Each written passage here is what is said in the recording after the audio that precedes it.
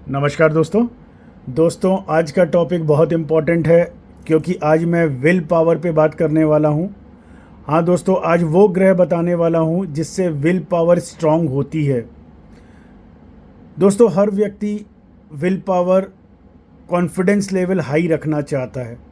वो महिला हो या पुरुष, वो लड़का हो या लड़की, हर उम्र में हर व्यक्ति चाहता है कि एक लीडर की तरह, एक बॉस की तरह, एक कॉन्फिडेंट व्यक्ति की तरह वो समाज में पेश आए और उससे उसकी ख्याति बढ़े, उसकी इमेज एक सोसाइटी में पॉजिटिव जाए।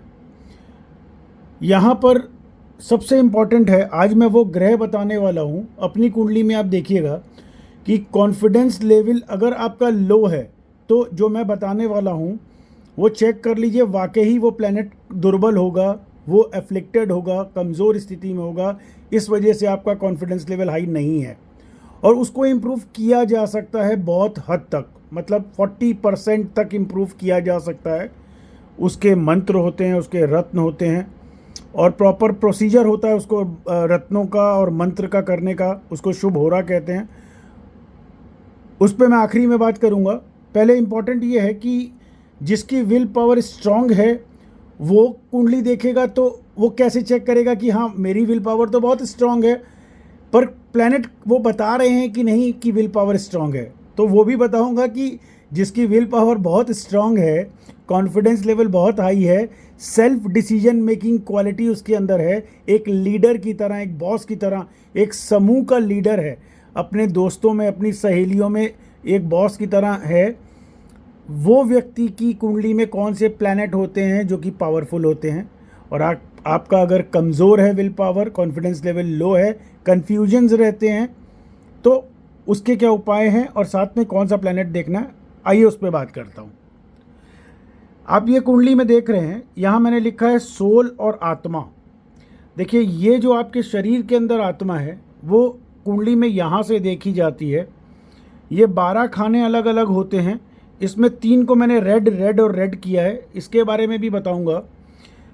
पहले विल पावर स्ट्रांग कैसे की जाती है या कौन से प्लैनेट पावरफुल होता है तो विल पावर स्ट्रांग या कॉन्फिडेंस लेवल स्ट्रांग होती है। यहाँ इस प्लैनेट को देखिए, यहाँ 1 से लेकर के 12 तक कोई भी नंबर लिखा हुआ हो सकता है। 1 मेष इसको कहते हैं, 2 को वृषभ कहते हैं, 3 को मिथुन कहते हैं, 4 को कर्क कहते हैं, 5 को सिंह कहते हैं, 6 को कन्या कहते हैं, 7 को तुला कहते हैं, 8 को वृश्चिक कहते हैं, 9 को धनु कहते हैं, 10 को मकर कहते हैं, 11 को कुंभ राशि कहते हैं और 12 को मीन राशि कहते हैं। राशि अलग होती है। यहाँ पर लगन को भी जो नंबर होता है उसका प्लैनेट लॉर्ड जो होता है उसको राशि ही कहा जाता है। पर अगर आपको अपनी राशि देखनी है तो वो चंद्रमा जहाँ पे बैठा हुआ होगा वो वहाँ से देखी जाती है। यहाँ 1 से 12 तक ये सब राशियाँ होती हैं, उसके प्लैनेट अलग अलग होते हैं। आपकी कुंडली में 1 से 12 तक क्या लिखा है पहले तो वो देख लीजिए और उसके स्वामी को देख लीजिए। स्वामी आपको पता है या मैं बताऊँ?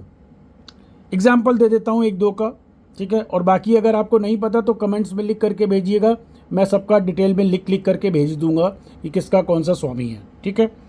एग्जाम्पल नंबर 1 अगर लिखा हुआ है आपके यहाँ पर तो इसका मालिक मंगल है, ठीक है। नंबर 2 लिखा है तो उसका मालिक शुक्र है, वृषभ। नंबर 3 लिखा है तो उसका मालिक मिथुन है, बुध उसका मालिक है, ठीक है। क्रम से ऐसे ही अलग अलग प्लैनेट्स हैं, ठीक है। अब पावर देखनी है तो कैसे चेक करेंगे? अब यहाँ पावर अगर देखनी है कि हमारी सोल पावरफुल है कि नहीं, तो यहाँ पर गोल्डन पॉइंट्स होते हैं। गोल्डन पॉइंट्स, हर ग्रह के पॉइंट्स होते हैं।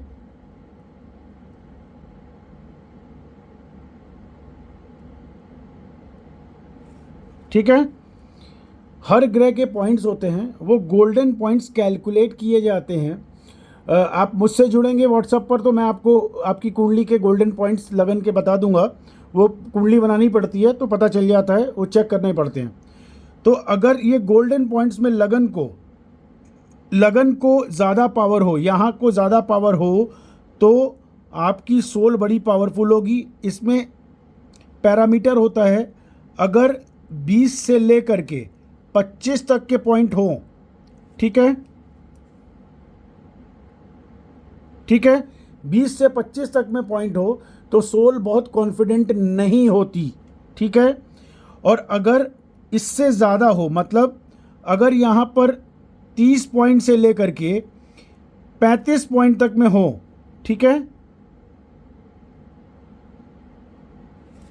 35 पॉइंट्स तक में, ठीक है, तो ये सोल बहुत कॉन्फिडेंट होती है। ऐसे व्यक्ति की आत्मा कॉन्फिडेंट होती है। और 32 से लेकर के 35 तक पॉइंट हो या 32 से लेकर के 40 तक चले जाए, मतलब 37, 38, 39, तो ये मान जाइए, ये जान जाइए कि आपकी विल पावर बहुत ज़्यादा स्ट्रांग होगी, कॉन्फिडेंस लेवल बहुत हाई होगा, आप सेल्फ डिसीजन मेकिंग क्वालिटी होगी और साथ में बोल्डनेस होगी सोल में। अब वो बोल्डनेस कब ज़्यादा ऐड हो जाती है ये बताऊं, जब 30 से लेकर के 40 पॉइंट के अंदर अंदर हो, 32, 33, 34 जैसे मैंने पीछे बताया, और उग्र प्लैनेट की राशि हो। उग्र प्लैनेट की राशि हो मतलब उग्र प्लैनेट की राशि होती है नंबर 1 मेष, मंगल इसका स्वामी है। नंबर 8, ठीक है, इसका स्वामी वृश्चिक है, इसका मतलब मंगल इसका स्वामी है। या फिर ऐसी स्थिति में बोल्ड प्लैनेट जो हों उसकी स्थिति में, जैसे नंबर 10 शनि का नंबर है मकर, अगर मकर राशि है तो भी एक बोल्डनेस, एक एग्रेसिवपन आएगा, ठीक है। नंबर 11 हो, उसको कुंभ कहते हैं, ठीक है, इसका स्वामी भी शनि है तो एक बोल्डनेस ऐड करेगा। और सबसे ज़्यादा बोल्ड जो माने जाते हैं उसमें सबसे ज़्यादा बोल्डनेस देता है नंबर 5 सूर्य की राशि, क्योंकि सूर्य एक आग का गोला है तो एक कॉन्फिडेंस लेवल हाई होता है। और उसमें अगर पॉइंट्स जैसे मैंने बताया 32 से लेकर के 40 के बीच में हो तो that soul is very very confident, very powerful, एक डोमिनेटिंग क्वालिटी, एक लीडरशिप क्वालिटीज़ होंगी। और दूसरा मैंने बताया नंबर 1 या नंबर 8, ठीक है, इसका मालिक भी मंगल है। तो ये 5, 1 और 8 ये सबसे ज़्यादा बोल्ड और एग्रेसिव क्वालिटीज़ देता है अगर पॉइंट्स भी 32 से 40 में हो, ठीक है।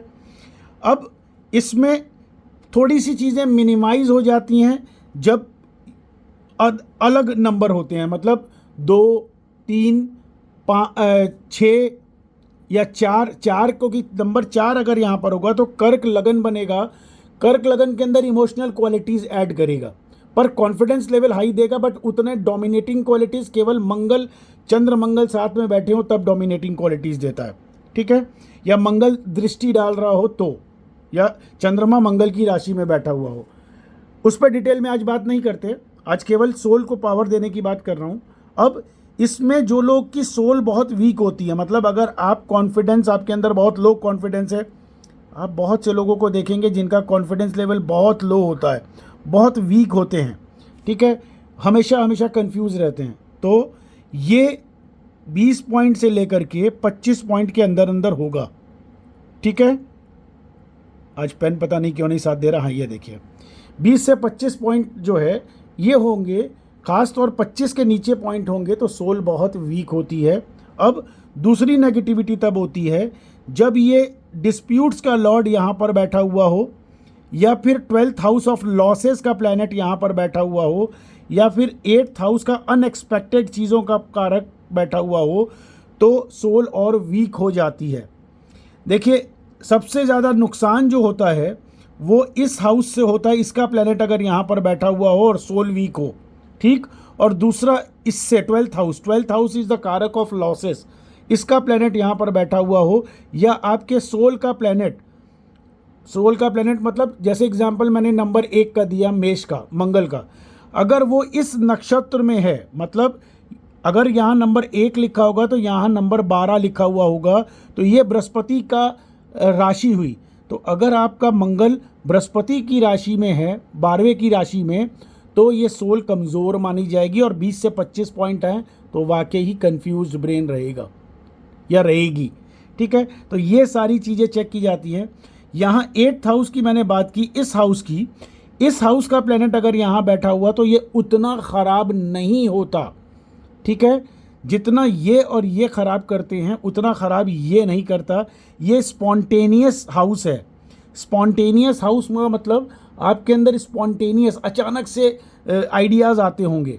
सोल थोड़ी सी कमज़ोर भी हो, 20 से 25 पॉइंट में भी हो, तो भी स्पॉन्टेनियस आंसर, जिसको कहते हैं कि तुरंत आंसर देना, दिमाग में तुरंत आइडियाज़ आना, ठीक है, तो वो चीज़ें इस हाउस से ये उतना नेगेटिव नहीं होता। अब सबसे इम्पॉर्टेंट चीज़ क्या चेक करनी है, ये सबसे इम्पॉर्टेंट अब ये चेक करना है कि ये पॉइंट तो 20 से 25 हैं, ठीक, जैसे मैंने बताया यहाँ 20 से लेकर के 25 पॉइंट हों।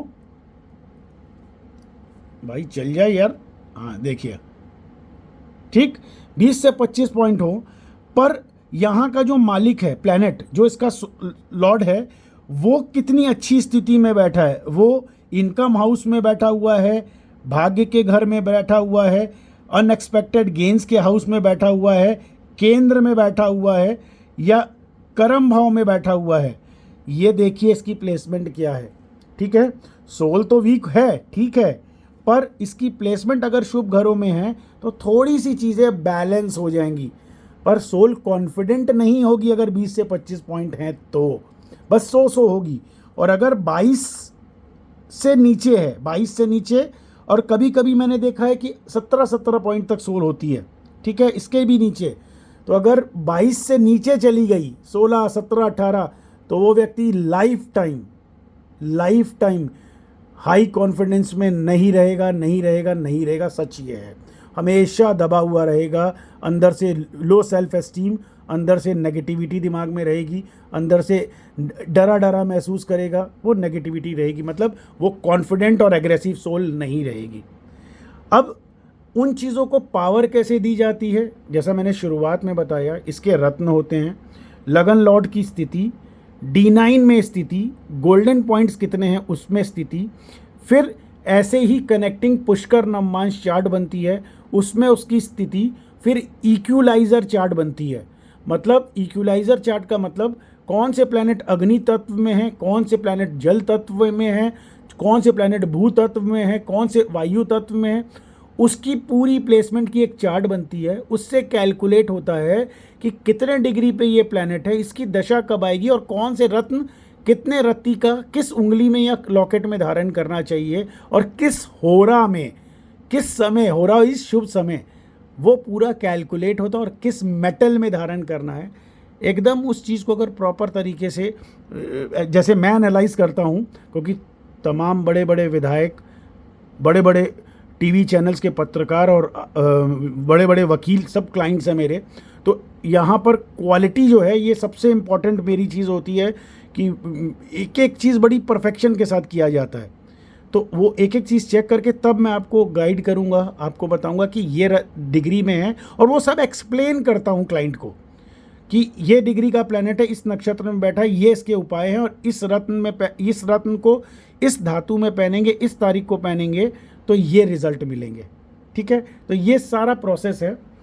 अगर आपकी भी सोल वीक है, आपके अंदर कॉन्फिडेंस लेवल कम है, तो आप मुझसे जुड़िए, ये नीचे व्हाट्सअप नंबर दिया हुआ है, आप अपना date of birth, time of birth, place of birth, ये डिटेल्स मुझे लिख कर भेजिए।